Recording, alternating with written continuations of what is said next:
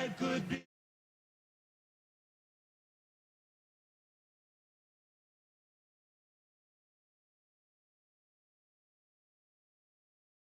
Let's go ahead and get started. It is my pleasure to welcome you to the session this morning entitled Outpatient Transplant from the Inside Out. The session code for this session for the ARS is HOPA 2. A few housekeeping items first. You can find the complete speaker bios located on the HOPA conference app, and we ask that you hold all of your questions until the end of the session. I'll be walking around with a microphone if any of you have any questions. It is my pleasure to introduce your faculty today, Jean McCarthy-Kaiser, who is a clinical pharmacist at the University of Washington, Seattle Cancer Care Alliance. So welcome. Thanks. So good morning. Thank you all for coming today. I know it's still pretty early. Full disclosure, because transparency is so big, I stand in front of you, a proud New England Patriots fan. I think it was Dr. Agnafo yesterday who said if you do have questions in the Q&A session, state your name, where you're from, where you're practicing. For this morning, if you, I don't know, say you're from Philadelphia, since I'm still hurting over the loss in the Super Bowl, or maybe your favorite colors are just green, black, and silver, just lie when you get up there and just say you're from anywhere else, because my ratio of sleep hours to coffee this morning isn't quite right, and in an hour from now, it won't be right either. So, but what I'd like to do is make sure that you know this is a talk about the role of pharmacists in outpatient transplant, but it's also about outpatient transplant and how one institution practices. I could talk to you all day about what all of you probably do on your day-to-day basis, so I thought I'd throw in a little bit more about other things that we consider when practicing. I will say that the Q&A, I think, is really more of an open discussion, so you can kind of talk about any issues going on at your institution, any comments you want to make about outpatient transplant. I think it should be a really open and back and forth discussion.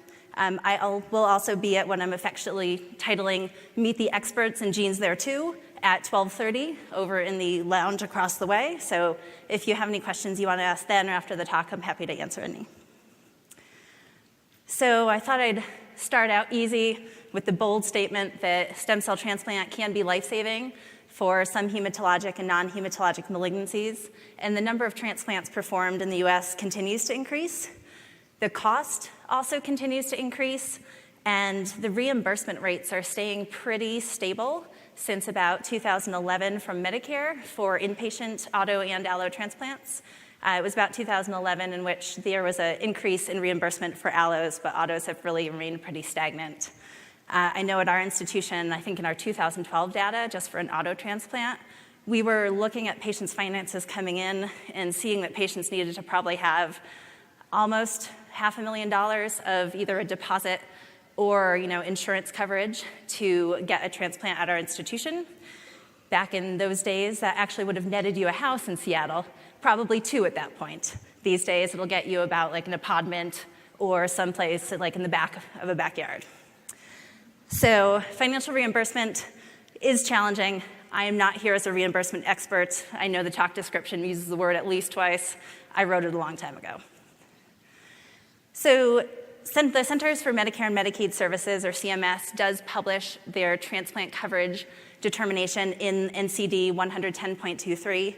It includes mobilization, harvesting, and transplant with the administration of chemo or radiotherapy prior to transplant.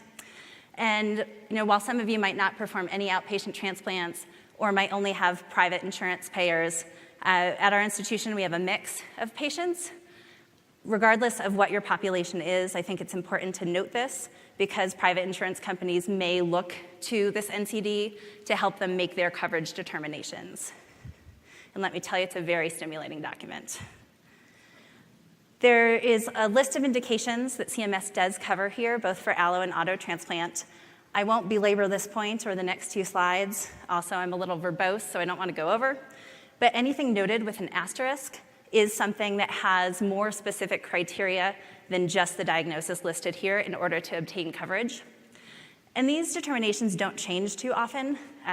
Myelodysplastic syndrome was added only in 2010, And the addition of myeloma and myelofibrosis and sickle cell disease were only added in like early 2016. So it takes a while for Medicare to kind of change their practice because they are very data-based. And the next two slides are just talking about more specific indications per disease state that need to be met in order to have a transplant covered by Medicare. Not listed here are specific trial criteria. So just one example, MDS patients need to be on a trial that will end up proving or disproving that patients with MDS who get a transplant do better than their counterparts overall. And then there's actually specific survival criteria that needs to be met along with GVHD criteria. And as practitioners, you can actually go on Medicare's website and find out how to submit a specific trial to meet their requirements, which I thought was really pretty interesting. Throughout this whole talk, I've learned a heck of a lot more about finance than I ever knew, so I'm pretty excited about that. There are also, of course, non-covered indications specifically for auto transplants, including solid tumors with the exception of neuroblastoma, and tandem auto transplants, which they describe as multiple rounds of autologous transplant. So I had a little fun with my ARS questions. So we're at number 1. Regardless of location of transplant, why is it more important to consider a patient's insurance coverage prior to performing the transplant? A, it's important so your transplant center will make a lot of money. B, it's important so you satisfy the patient's insurance transplant coverage requirements to ensure reimbursement for the provided services. C, it isn't important. Having to think about a patient's insurance coverage is a waste of time and energy. Or D, it's important for patient satisfaction. And I'll give you a minute to re-log in, because I'm sure you've all been like on Twitter or Instagram or something. I'd also like to give a nod to one of my colleagues while y'all are voting, who probably hates these questions right now. They're not case-based, Eric. It's going to be okay. So we'll close the polling. Oh, and all right. I appreciate those of you who pick D. I mean, patient satisfaction is super important, but you're not going to get the satisfaction when they end up with a huge bill. So I personally go for answer B. So again, not to just bore you with what I do at my job, but this is just one center's experience. So you can choose to draw from it or not, but I think it should at least open up the conversation because our practice is always open to change at the SCCA. And in fact, having conversations with other transplant providers, transplant centers, transplant pharmacists, non-transplant pharmacists who are just interested, I think is super important. And a little bit about us, because the SCCA is kind of an odd thing. We're actually a collaboration among the University of Washington, the Fred Hutchinson Cancer Research Center, which they now let us call the Fred Hutch as long as you say the whole name first once, and Seattle Children's, which is the Children's Hospital in Seattle. The building on the right is our current outpatient clinic. It's home of the majority of all our outpatient oncology clinics, and the 6th floor is our specific transplant clinic, as well as the immunotherapy clinic that we have. We do have a long history as a transplant institution, but I think what's more interesting is that right now, we not only have our active transplant clinic where patients come in, get worked up, go through their mobilization, conditioning, what have you, and then stay for their 30 days post-auto transplant or about 100 days post-allo. We also have a really large long-term follow-up program that's open to not just our transplant patients, but any patient who's undergone any sort of stem cell transplant. The pharmacists are actively involved in this clinic as well. We have a lot of chronic GVHD monitoring, a lot of taper schedules made, medication management, not just for the GVHD that we caused our patients, but for all the associated problems we gave them, like their new onset hypertension, diabetes, hyperlipidemia, things of that nature. And about 5, probably 6 years ago now, we actually started a transitional transplant clinic. So we know that we break some people, and by day 100, we haven't necessarily put them back together. So we don't feel particularly good sending them back to their home oncologist with, a bit out of sorts. So we have created a transitional transplant clinic for patients who are about day 120 or later who need more close follow-up post-transplant before they go back to their home oncologist. We cap this at about 20 patients, and they are pretty so there are some significantly sick patients. I think some of my most memorable patients came during my time in Transitional Transplant Clinic, or TTC as we call it. So that's been a nice follow-up and bridge, I think, so you don't kind of burn your bridges with home oncologists. So there's outcomes data for a lot of centers. I'm not going to belabor this point. I think what's more interesting is our transplant data. And when I made this slide, I laughed because I realized, okay, in these fiscal years, 2012 to 2017, we did 35% outpatient transplants. Let's keep this under wraps so no one rescinds my invitation here, since this is a transplant talk about outpatient transplant. I think what I found as I dug deeper into the data here was that our inpatient transplants do include the pediatric transplants, which are all performed inpatient. This also, based on how we've correlated this data, outpatient transplant here is defined as a cell infusion specifically that has occurred in the inpatient setting. We kind of thought about this a few different ways, and we thought that in gathering the data, it was going to be difficult to look at conditioning outpatient plus cell infusion. I would say for the majority of these patients that do have an outpatient transplant, they do have their conditioning regimen outpatient. And then cell infusion, since transplant's been opened up to a lot more patients with the use of reduced intensity conditioning, it also opens up to the use of a lot more donors, not necessarily, of course, related donors. So then you have cell products coming from further away, across country, across oceans. So our outpatient data, while it does include all cell infusions done outpatient, I think a lot of our outpatient transplants have slid into this inpatient data just based on getting admitted only for the timing of the cell infusion, as most of those patients come out the next day or 2 days later. Of this same time period, we performed 65% autologous transplants and 35% allogeneic transplants in the outpatient setting. This is a little bit opposite of our actual allo-auto data overall. We're probably performing, depending on the year, I'd say 55 to 60% allo transplants overall, and the remainder being auto. But definitely auto transplants outpatient is a good gateway transplant, if you want to call it that. And then by donor type, I realized that these are my old slides. I looked at 65%, and somehow I had 64.9% autologous donors, like we're missing someone's fingernail. So it's actually 65% autologous donors. I didn't call out syngeneic transplants here. It was, less of a number than I have fingers on my hand throughout this time period. So we just consider them as well being our auto donors. Broken down, though, in allo transplants, it's not surprising that we see that the majority of allo transplant donors are related donors. We do collect donors at our center, related patients, so it is easy to collect one person in the morning, infuse the cells later that day in our own institution. We have 12.5% unrelated donors, and then we have about 3.8%, or almost 4% haploidentical donors for our allo outpatient transplants. And cord blood transplants are, as I'm sure a lot of you know, all done in the inpatient setting, which is why they're not listed here.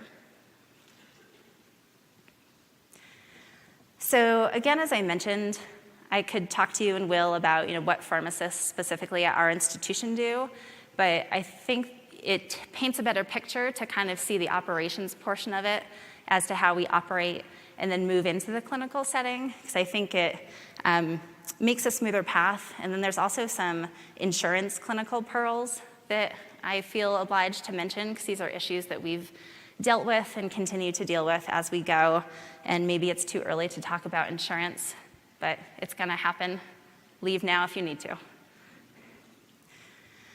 So we certainly see patients from Seattle proper, from the surrounding cities and towns, from the surrounding states, out of state, out of country.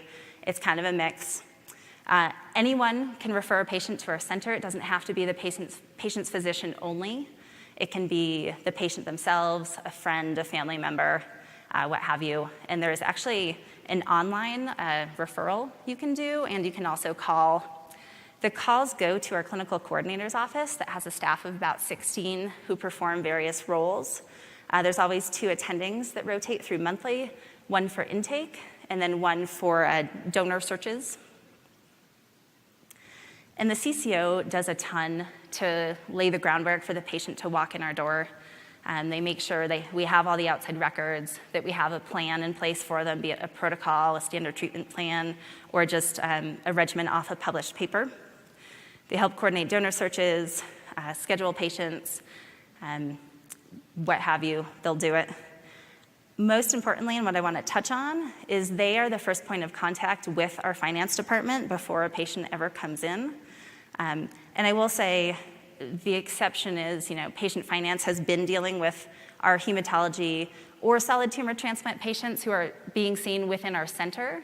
But even though they're already being seen within our center, even those patients still come in through our clinical coordinator office just to make sure everyone has a smooth transition and all the ducks are in the pond, if not in a row, shall we say, before they come. So our CCO discusses with our finance department who's covered and who's not for transplant. We know Medicare has that wonderful NCD. So the finance department actually, when they see a Medicare patient, turfs this back to our CCO to say, hey, does this patient have a diagnosis covered by the NCD? If yes, great, come on in. Do they have a secondary insurance, not just a supplement, but a true secondary? If so, and it covers transplant, awesome, come on down the road. Or do they have private insurance? And private insurance, our finance group contacts them to say, what do you need to know from us to see if the transplant is covered? And whatever they need, they will send and they'll communicate back and forth. Not every patient comes in our doors as, quote, cleared for transplant. We do have patients come in as exceptions. I have worked with a lot of people over my number of years, despite this youthful appearance, and have heard that other centers, for example, a place in Texas that we've had a couple APPs come from, that they have their workup done outside their center. We're a little skittish. It's like we've been broken up with one too many times, so a little distrusting of outside consults, I feel. And so we do all our workup in-house. And so when we do that workup, and if they are an exception patient, it's based off of a laundry list of items that the insurance company has asked us for. We always get a good laugh out of colonoscopy, since some of our patients have platelet counts in the single digits. So we say, will a fecal occult card times 3 suffice? Please say yes. So once we have all that information, we will send it to the insurance company. They take, on average, about a 3 to 5 day turnaround time and to tell us if the patient's actually cleared or not. So this is a big reason why, before patients ever come in, we have the schedule of when the donor's available for, when the conditioning regimen is going to start, because we need to build in this time. We also have some good time built in for cord blood transplants, because we don't want to go spending $50,000 potentially, and most of the time, times 2, for an adult cord transplant. So we also have case rate patients. Case rate, I still struggle with, though I've learned more about. It's usually the insurance company, private insurers will pay from a certain point of time until about day 30 for an auto transplant, day 45 for an allo transplant. And I used to just think this was a magical thing with just submitting everything and they just give you the money that you sent them. But there is a floor and a ceiling. Insurance will usually put a floor, they'll reimburse you, no less than X% and no more than Y. One pearl that I learned the hard way is if you start someone on an expensive drug on a case rate period, you should really look and see and talk to whomever you need to talk to or run a test claim on it to see if it's actually a covered medication. Because once that case rate ends, if the patient goes for a refill and all of a sudden it's hundreds of dollars or it's just not covered at all, which I ran into once with posaconazole, it wasn't even on their formulary, you'll be scrambling. So it's best to kind of plan ahead and not just assume that, something under case rate is going to be all well and good when your case rate ends. And Medicare, Medicare, they'll pay for a lot of things, and then they'll think about it and be like, just kidding. We'll take that money back, thanks. And, they'll wait to pay you first. So a problem we've run into, and I think we're finally going to do something about, is looking at drugs used in conditioning regimens that are not used for their approved indications. Which you say, Gene, that's like literally everything. Yeah, it is. For example, one of our germ cell transplant conditioning regimens uses Avastin. Definitely not an indication for germ cell. Clofarabine, sure, pediatric ALL, but we're giving it to patients who, a lot taller than a child, a lot older. We found that while the transplant is covered, we've then found out that the drug itself, Medicare and other insurances, private insurances even, came back and said, we're not going to pay for the drug. Well, we've spent a lot of money. We're way past that conditioning regimen. So what our new plan is to have our CCO contact the team pharmacists and say, hey, we're planning on giving this regimen. It involves this drug that we've had problems with. Can we get it pre-cleared? Because the pharmacists and transplant at my institution do put in referrals in Epic to get things pre-authorized. So I know clofarabine is going to be going on that list, Avastin. I haven't heard of any others yet. And I think that's really good because honestly, we've ended up eating the cost of a lot of these agents, which, we're not made out of money by any means. I'm sure no one is. But it's just, hard to do repeatedly. So there was a study by Mahale and colleagues looking at the out-of-pocket expenses for allogeneic transplant patients in the first 100 days after transplant. And they found that 50% of patients actually didn't have any housing benefit, and 25% just had a minimal housing benefit. And as a median, patients spent about $2,200, but the range went up to around $6,600 out of pocket. I bring this up because at our institution, if you are going to have an outpatient transplant performed, you do have to live within a 30-minute drive of our clinic. And one of our residents actually asked me for the map that we have of what's 30 minutes. And it's funny, so I had known this existed, a few of our nurses didn't, but we had a really good laugh looking at it, because if you know anything about Seattle, we've grown some, and 30 minutes isn't quite what it used to be. I live in West Seattle, and I just checked this morning if I wanted to get to work and drive, which I don't, it would have taken 28 minutes. And you get downtown and you can see where I live. So we've joked that our map is just gonna shrink and shrink until it's like one of those little Google, I'm here, right on top of our building. So it's just gonna be a sleepover party, and so our outpatient transplants will now be pseudo-outpatient. But I say this because you do have to make that decision in what you're gonna ask of your patients. We are certainly not the only center that does it. There are at least a few published studies that talk about patients also have to live within 30 minutes or have to live within 30 miles of the clinic. It is a large out-of-pocket cost. It is a large commitment to the patient, to whomever is caregiving for the patient, to the patient's kids if they have any, or just other friends. It really throws a wrench into how a patient lives their lives.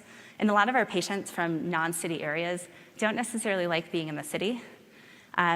We did make an exception about 2 to 3 years ago that if you're an auto transplant patient and you absolutely cannot find a caregiver and the CCO approves you coming in without a caregiver, you will be admitted for your conditioning through engraftment. However, it's the actual call of the attending on that month to determine if, yes, they will allow you to go without a caregiver and get admitted. But we do luckily have social workers to help patients apply for housing assistance. And we also have housing in Seattle with our transplant-specific housing being on the far left here, the Pete Gross House. I had a discussion with someone about the pros of this, and I think they were right. Having patients live closer can improve adherence to them coming in routinely when they should be to help increase safety. We also require that patients have a caregiver 24 hours a day, 7 days a week. So this is not only stressful on the patient, but becomes stressful on the caregiver, and they must stay for the entirety of transplant, starting from conditioning. If the patient does get admitted to the hospital, the caregiver has a small reprieve or potentially a long reprieve. And we're set up as different teams. A patient belongs to a certain color team throughout the entirety of their stay. And I grouped this as I did because we have 5 different team rooms, not to ignore our pediatric friends, though for the rest of this talk, it's going to be all adults since our pediatric patients are transplanted at Seattle Children's, though we do have an outpatient follow-up and continuing care clinic. But in a team room for allotransplants, there's 3 teams per room, auto 2 teams per room, and per team room, there is 1 attending. Our patients are cared for primarily by advanced practice providers and a primary nurse. They each work 4 out of 5 days a week with likely the same rotating person for that 5th day and overseen by an attending. We also have a pharmacist. Per every 2 to 3 teams, pediatrics has their own pharmacist. We have a dietitian covering our teams, and actually we have 3 on the floor and 1 for peds as well. Multiple social workers, a chaplain who goes in and outpatient, and then our team coordinators who I would say get everything together. They schedule everything. They make sure the consults are in. They are passing things off to finance. And we really like to consult people. You know, some of it we do standardly, I'm sure like all of you do. Everyone gets a heart study, oral medicine, pulmonary function tests.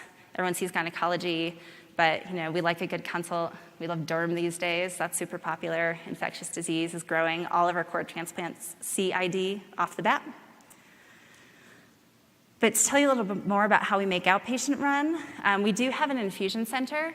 We have about 6 apheresis beds where we do apheresis and also ECP. We have a large bed and chair setup. I want to say we're like 51. And we're open pretty long hours, and we're actually going to soon be extending our hours. So the pharmacist on weekdays is going to come in at 6, and I think the infusion is going to open at 7, and we're looking at a 2-step process. We try to do as many pre-scheduled appointments as possible, which is why the CCO is super critical, because they have calendars they keep for cell infusion dates that are open and radiation to make sure that we can schedule along with the entirety of the building that needs to schedule people in infusion bays. We're not the only game in town.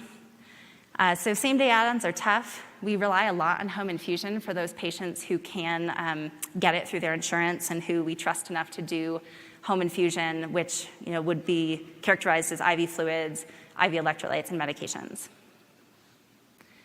We have a retail pharmacy that is open fairly similar hours to our infusion room. We used to be open until 10, shorter hours on weekends and holidays. I was a little overzealous when I wrote this slide. Legally, license-wise, we're not a specialty pharmacy. We just have everything that a specialty pharmacy would need.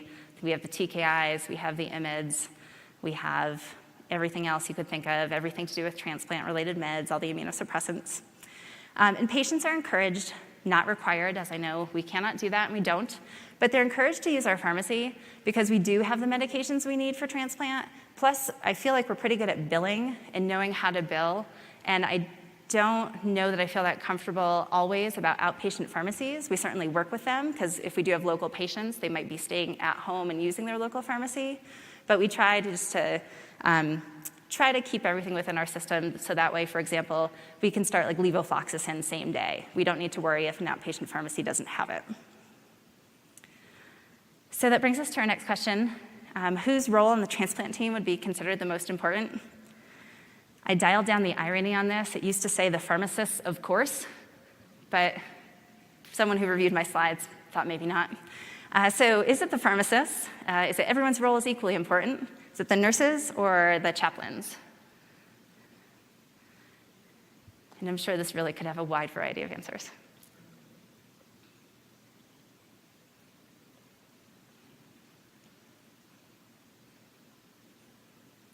So I think we'll go ahead and close it and see if I don't mess this up.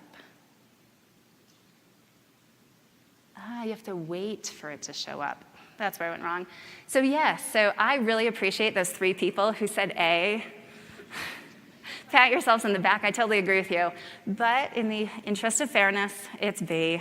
Everyone's role really is important. I mean, we cannot do outpatient transplant without having everyone's input about how to care for our patients, because it's not just the medical side of things. Outpatient transplant is also, the emotional side of things, the support that people need, the financial support that our social workers can help them with. It's really, a whole patient process. So now for maybe the more exciting part of the talk, the clinical part. So bold statements, transplant pharmacists have been around a while. Fact, surprisingly, is like 22 years old, I think. But what's more current out of fact is a more defined role of what their expectations are out of a transplant pharmacist. And this is not specific to outpatient transplant. It is specific to transplant pharmacists and pharmacy in general. And this is something that we should all thank the ASBMT Pharmacy Special Interest Group members who worked with FACT to help develop this role. And this paper that I'm talking about here, corresponding with what we do on a day-to-day basis by Clemens and colleagues, is a really excellent read. I would suggest it to anyone. I have it with me in my bag in case you want a paper copy. But it really delineates more in more detail about where you can intervene based on what FACT wants you to see. And it lays out a lot of great data in there as well. While I will not quote it, I figured I'd go data light. It's been 2 days already, give you a little break. But yeah, definitely read it. I think if you can tick all the boxes, you're doing well. You will find out in a few slides we're not ticking all the boxes, so we do have room for improvement, hence the objective of future roles. I wrote that one for us. So before a patient even comes in, the CCO has been known to contact our transplant pharmacist to ask about medication issues, typically surrounding anticoagulants, as in, hey, your patient's coming in next week, they're on Plavix. What's our strategy of making sure that they can do their bone marrow 2 days after arrival, because that's our standard bone marrow day for patients coming in the door. Once a patient does come, the pharmacist is the one responsible for entering the patient's medication list into our computer system, hoping the patient does bring a medication list with them, even within our own system, and apologies to all my downstairs colleagues in our building. MedRec, it falls by the wayside a little bit in our general hem-onc place. So things I also think about are, what things do I need to start? When do I start their PJP prophylaxis? When do I start their ursodiol? I am specifically an allotransplant pharmacist now, so those are the kind of things I think. And then we have daily workarounds where we do talk about every patient on every team. It might be for just, blah, blah, blah, 45-year-old male doing fine, next. But this is really where we kind of go back to that whole patient situation where it's not just the medical side, but we find out if there's caregiver issues, or is the caregiver a spouse and they're having issues because this is stressful? Are they having issues being apart from their kids? Are they having financial issues? Things like that. So the daily workarounds are super helpful for us being in the loop to know what's coming up, what's going on right now, what we need to deal with. We do have an official 1-hour arrival visit with the patient pre-transplant. We discuss probably what a lot of you discuss with your patients. I like to use this visit, and I tell this to our residents and our students, to get to know the patient. I think trust is a hugely important part of any transplant process, but definitely outpatient transplant. There's been so many times where a patient comes in and just has so many questions rapid fire, which I appreciate, but it's recognizing that they're so anxious and so nervous that they might be asking the questions and hearing your answers. They're not necessarily processing them. So it's those times where we need to step back and say, okay, I have all this to cover. It usually takes me about an hour. Do I just need to do half now, half later, when maybe they're closer to transplant, they're a little bit more calm, relaxed, or having to get less information, because we give our patients so much information from so many directions right up front. And we do those things. We have the flexibility in outpatient transplant because our patient is getting worked up in our own institution, so they're in the building so many times that I can just pop into someone's clinic or follow up with them over something that they did ask that I didn't know the answer to, kind of like possibly the Q&A today. So one big thing I do touch on is the financial concerns of the patient. Access to medications is challenging. I apparently minored in paperwork and didn't realize it. I was asking one of our old residents if people still use the hashtag like a boss, because I complete a prior authorization like a boss. I see so many of them for the most random of things. Fluconazole of all things, but it needs to be done, and the sooner you think about this, you start processing those prior authorizations. You make sure that what you have to fill doesn't have a prohibitively high copay. Ursodiol seems to be a big one for us. Or that the patient's not in their Medicare coverage gap, and if they are, how do we fill prescriptions? Do we do fewer at a time? Well, yes, maybe the cost per tablet goes up, but maybe that's all they have in their pocket at that time. We have amazing pharmacy technicians who do assist with this. I can't pretend it's all on my own, but they also help us find assistance programs for patients, both drug-specific and things like HealthWell and other foundations. And we also think about immunosuppressant billing for Medicare patients.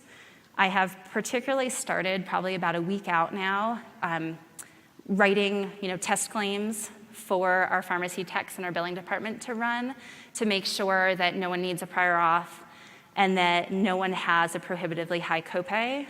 Medicare Part B will pay for immunosuppressants technically after the transplant. So those cells technically need to be in that patient, which is the only time they'll pay for the transplant.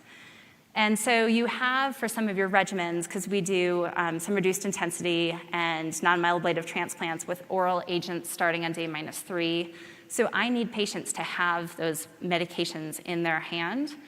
And maybe we don't fill a month at a time. A lot of times I have had them just fill 4 days to get through all of day 0 so that we're not spending a lot out of pocket and we're just basically biding time until the patient can have Medicare pick up the payment.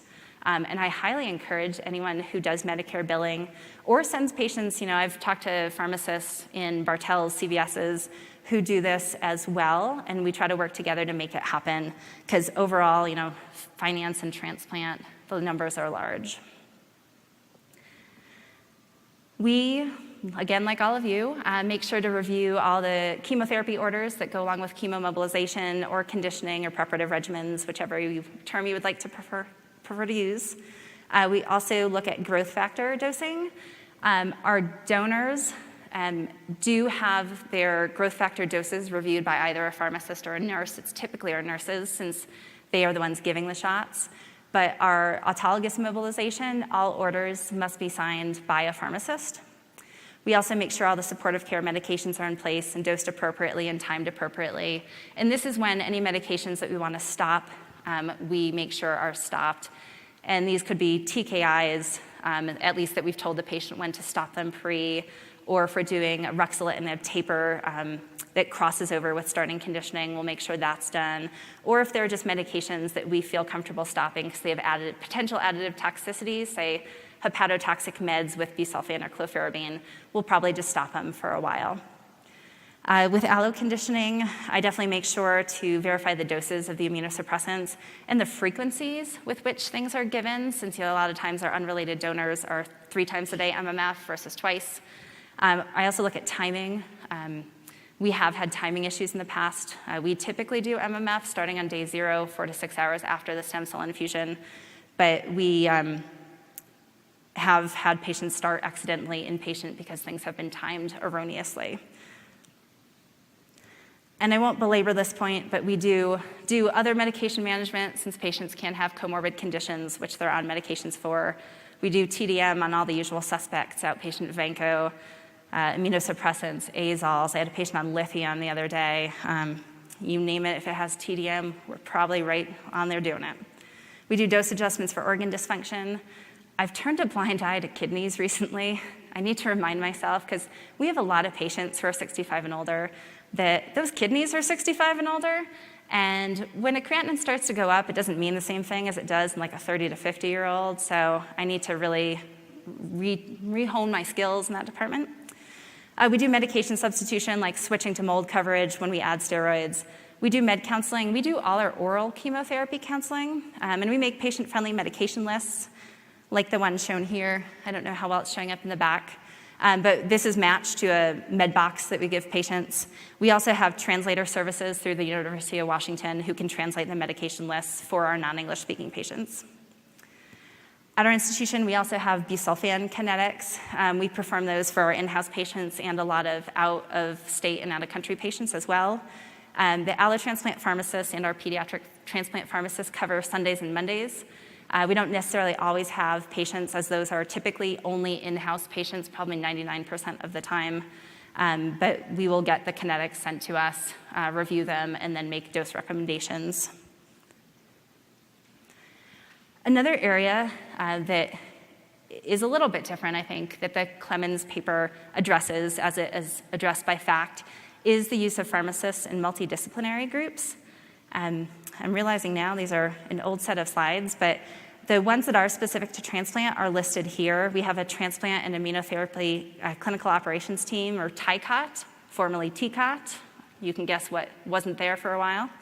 We also have the standard practice committee, and the roles of the pharmacists on these are to help with clinic processes, medication processes, and not just creating new documents, but revising the documents that we already have in place. I was trying to count how many different documents just from ME to like N we have, and I think I had counted like 20 here, or maybe less. I think we probably have almost 100 different documents that lay out how we practice transplant. I think it's helpful because it does standardize practice, so it really helps particularly our new practitioners, pharmacists, physicians, APPs, to help know what to do when they encounter certain situations. And this is used inpatient and outpatient. It's not outpatient specific. So this is the slide that I've worked over in my mind so many times because it is a little embarrassing to stand up here and say this. The pharmacists in the outpatient department do not do the chemotherapy teaching at our institution. It's out. You've heard it. It's been a long discussion between us and the nurses. Our patients do have an hour-long chemotherapy teach, and it's conducted by our nurses. And their rationale is not wrong. They say, and it is true, that the patients do have a lot of questions that are not necessarily about chemo. It's about, what are my counts going to do? When do I have to be in clinic? Am I going to get admitted? And the pharmacists definitely, in our practice, I feel, are very equipped to answer these questions, but we have not yet been able to divide chemotherapy teaching versus answering of other questions. So it's a future direction for us. Nutrition support is discussed, but we have dietitians, so we aren't, as pharmacists, really involved with this. We do, look at things like, calcium supplementation, but not, parenteral nutrition or tube feeds or things like that. We certainly at our institution can do a lot more didactic teaching, and this, the students in this case, in quotes, would be our own pharmacists, our physicians, our nurses, whomever wants to sit and listen. One of our pharmacists has developed an hour-long meeting every month just for our internal transplant pharmacists without administration, so we can talk about processes that maybe need to get worked on and do some internal teaching, but we can really expand that to talk about new processes that are going on, drug shortages. My favorite now is KCL. Ooh, that's a rough one. And other things like new meds that are coming out and broaden education. And then clinical research is something that I can safely say most of us have done at some point, but I'm sure the complaint, as I heard at the research talk, is there's so many hours in the day that you're filling with other things, it's hard to get to clinical research. So certainly we could do more for ourselves to get us involved, since we do a lot of research at our institution. So there's a lot of factors that go into figuring out who's going to be eligible or who's best suited, maybe is the better term, for outpatient transplant. I've listed them here and we will go through them. But again, this is data light, the 915 talk. There is a study by Graf and colleagues, and this is not the only published study out there about people's experience in outpatient transplant. I don't want to slight anyone. But this does show, in a retrospective analysis of a number of patients undergoing an auto transplant for multiple myeloma or lymphoma using the melphalan alone regimen, or for lymphoma, the BEAM regimen, that they found that they can safely perform this. The toxicity profile was similar. There was actually quicker count recovery in the outpatient group. And not surprising, the length of inpatient stay was shorter for the planned outpatient transplant groups, and the charges were lower. So it's just information to show it can be done. I mean, this was published not that long ago, but their data was from years before that. So, and I think it's a good way to start. I'm impressed that they do BEAM outpatient. We don't. I'll talk about that a little bit more. Our choice of what regimens we do outpatient depends mostly on drugs and timing. And this is a big role for the pharmacist because we know the drugs. We know how long they're infused over, how many times a day they're infused, what's going to be actually feasible for our outpatient infusion center. If we do need to admit someone, we plan that as early as possible. When I wrote these slides, we had 70 patients boarding in the hospital. I've just been staffing there, and we actually had a few solid organ transplant patients sneak up to our floors, which it makes a lot of sense, but it was super surprising. It's like, oh, they're on TAC. Oh, they had a kidney transplant. But we just always have to make sure that wherever the transplant's going to take place, we just plan accordingly. I realize that I've shed my auto pharmacist skin because I put nothing in here about chemomobilization regimens and where they're done, so I'll just speak to that for a moment. We do a good amount of VRD pace or CAR-D pace or pace. So we perform that in the inpatient setting. If you know the Total Therapy 3 study that actually used thalidomide, you'll know that cycle 2 starts with days 1 through 4 of a continuous infusion, and that's the cycle that we typically give patients. That way we can just admit them to the hospital right away and do the follow-up days like 8, 11 outpatient. Cycle 1 starts with a dose of Velcade outpatient and day 4 admission. We ran into problems years ago because bed space was at a premium that we didn't know that we could get the bed for 3 days later, that it would still be there when we started the Velcade, so we moved to cycle 2. We don't do ICE with the continuous infusion IFOS in the outpatient setting. We do that inpatient as well, though there's certainly published literature to support the use of that outpatient. So we do the regimens shown here. We do a full 12 gray of TBI with high-dose Cytoxan in the outpatient. We just make sure we're planning accordingly because our high-dose TBI or fractionated TBI is at the University of Washington, so patients go there in the morning, come back for fluids in the middle of the day, go back there in the end of the day or afternoon for more TBI. And then our Cytoxan, we just make sure we've booked that bed space from like 8 to 8 to make sure we get fluids and mesna in. Any 24-hour infusions, as I alluded to, including Taxol for germ cell, we will admit patients for. The same thing's true for allo transplant regimens, and this is a discussion I participate in a lot of, who's going to stay out, who's going to go in. Typically, the regimens we're doing outpatient are the shorter infusions, or maybe a couple drugs a day, but pretty quick, but easy for a patient to come in, get hooked up, get seen while they're in the infusion bay, and then leave. We still do oral busulfan. We actually have patients take it every 6 hours at an 8 to 8 and 2 a.m. schedule, and patients, I make sure that I talk to them about oral busulfan if they're at all planned for it, because sometimes even my best patients are just like, no way, I think I'd mess up, or I think, what if I threw up? My throw-up rate is 0, I'm proud to say. But they were just worried about all the logistics. So you really need to make sure your patient's on board and they have a strong caregiver to do this. Patients seem to like it because they get to stay outpatient a little bit longer, so that's always a bonus.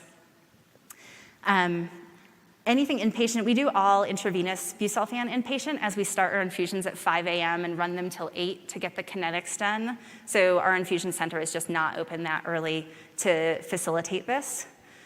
We also, for 2 days consecutively of Cytoxan, the thought is, it's too toxic to do outpatient. I want to differ, and I do verbally. I've tried to rein it in, but it's a losing battle, so anyone getting 2 days of Cy in a row, or people getting Cy-Bu with the Cy first automatically go in.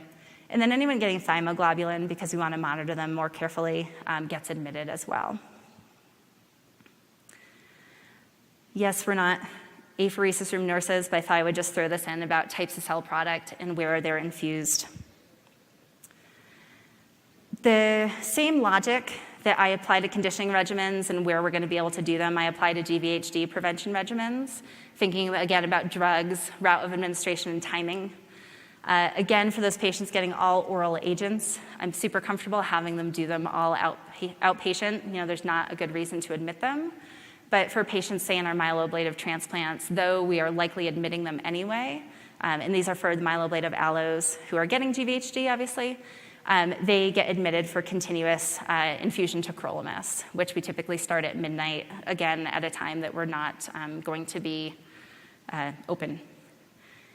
We have at least one study that does 3 times a day IV MMF, starting on day -3. That's a regimen that when it's starting and overlapping the conditioning regimen, it's just a lot for the patient to handle, to show up and leave and show up and leave and show up and leave. And then it's a lot of time in our infusion bay, and time, as I'm sure it is in a lot of centers, is at a premium. So again, we admit for that. Post-transplant Cytoxan we admit for. A lot of it is the 2 days of Cytoxan, but also the timing in response to the timing of the cell infusion. If we are able to do that cell infusion outpatient, we've just planned on sending the patient in for Cytoxan. And weekends and holidays are definitely always a concern. If a patient has a Cytoxan that falls on a weekend or a holiday due to, we usually give like 4 hours of pre-hydration plus pre and then 3, 6, and 8 hour post-mesna, those patients all go in, it's not a question. We may decide to admit a patient midway through their conditioning regimen because of the timing of the GVHD prevention regimen, but again, that's something we've pre-planned, so we have the bed. We write the orders twice, so it adds in a potential room for error, but we feel comfortable doing it to keep the patient out as long as we can. And at that point, they're usually clinically stable, so we're not super worried about that. Anyone who needs closer monitoring, patients with dialysis, go in. Patients who have amyloidosis, since they're usually a little bit less stable than typically your myeloma patient, will admit. Or those with any sort of complex medication administration, say you have a patient who's reactivated their CMV pre-transplant and are on Q12-hour ganciclovir plus their conditioning regimen, and you're switching to foscarnet with fluids on day -2, you can bet that we're just going to admit them. And then social factors should be considered. Certainly, we've run into patients who nod and smile along with the best of them. We're like, oh yeah, I totally understand, I totally get that, I know why I'm taking these meds, I'm definitely going to take them. And then as you get to know them, and then they're in the middle of conditioning, you're like, maybe we should have admitted them earlier. So I think we're a little bit more attuned to doing that before we start conditioning, to just realizing we need to send them in. We consider language barriers. It's not a definite admission, but we want to make sure the patient is well educated, and it gives us time to maybe continue to work with them and use interpreters. And then vulnerable populations, the decisionally impaired. I've had a woman recently whose sisters were her power of attorney, and they were great caregivers. We kept her out. All children go in, and all our patients who are prisoners or incarcerated at the time of their transplant are admitted. So for our last ARS question, which of these factors should be considered when determining if an outpatient transplant should be performed? Is it A, GVHD prevention regimen, B, type of cell product, C, conditioning regimen, or all of the above?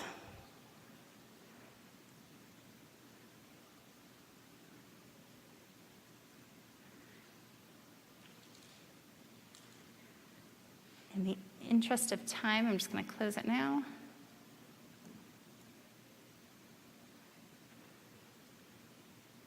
Yep, so yeah, we think about all of the different parts of what we're giving, cell product included. We do have a set schedule that we follow, again, based, the rationale is for patient safety, to make sure that we are seeing patients enough. Patients also have our nurse's phone number as the primary point of contact, and we do a lot of phone conversations, particularly around immunosuppressive management. Any dose adjustment is typically a phone call to the patient to say, okay, your level was a little bit low, we're going to up your dose. Can you repeat back to me what the dose you're going to be now taking is? So we do make sure during the time of mobilization and conditioning and post-cell infusion pre-engraftment that we're seeing patients daily, always by a nurse, and then twice a week by an APP and an attending, and they have daily labs. And then it's up to the team to determine when they want to de-escalate the visits from twice a week to once a week. Now, despite all our best efforts, things can go horribly wrong and super quickly. I actually met one of our patients on the second day she was there, just in the hallway to give her some information. And I got to work the next day and she had been admitted, and she looked great. She looked so good, but she ended up having a bacteremia of all things, and she went down pretty quickly. She is back outpatient, thank goodness. But we know that despite all we do in terms of monitoring and contact and follow-up and education, that things can go wrong. We do have reasons for admission. Often they're surrounding neutropenic fever or nausea and vomiting, why we admit people. Caregiver illness can be a problem since we do require the caregiver. There is a clinic they can go see, but we do want the caregiver at all the patient visits, but not if they're sick. We don't want them infecting other patients or the staff. We have had cases where staff has spread respiratory viruses. It didn't end well. The reason that I say this is we've also developed a triage unit. It is within our transplant floor. It's 3 beds with nursing support available for most of the day. And if a nurse is talking to a patient who's not feeling well for a variety of reasons, we can actually bring the patient into triage first and assess them to see if they do truly need an admit. Maybe it's a non-neutropenic fever. We do have a protocol where we can give them antibiotics and then just monitor them and not just admit them off the bat. We also use this for first dose infusions. For example, if we have a patient who had a CMV pending, we get there in the morning and it's back and they need to be treated, we can bring them into our triage instead of trying to get them an appointment in our infusion bay for that morning. And then we can use the time we took while they were in triage to get them scheduled appointments or home infusion set up. And when our patients make it in, we also want them to make it back out. We've actually created a standard operating procedure surrounding this. And this is as well an area I have not talked about yet, as it is an inpatient role, but super important for our transplant patients, and I believe discussed in fact about transition, discharge, and pharmacy involvement. We have a team of discharge pharmacists who meet with all of our transplant patients on the day of or right before they're discharged to determine that they have the medications they need, that they are counseled on their new meds, and that they have a patient-friendly medication list. Our transition nurses do home infusion setup and make sure follow-up appointments are made because all our discharge patients are seen the next day in clinic. So we've learned a lot from this process. It does take teamwork, not just the pharmacist. And standardizing practice across the board does make the workflow easier. We need to know the limitations of our clinic and our infusion center. And that ensuring appropriate payment is difficult because we do a lot of expensive medications and procedures. And to think about insurance, like pre-authorizing your IVIG before you ever schedule the patient. And it should be a team decision to know who is suitable for an outpatient transplant and to get the support you need to make it happen and to be open to change. This is a changing practice all the time. And with that, and I realize I've run over, I'll take any questions.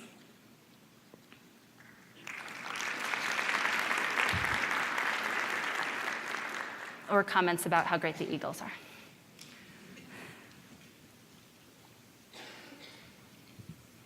That good, huh? Well, if anyone does have any questions or anything, I will be around and in the Meet the Experts in Gene area at 12:30. So I really appreciate you coming and listening, and hope to have a good rest of your day and a good rest of HOPA.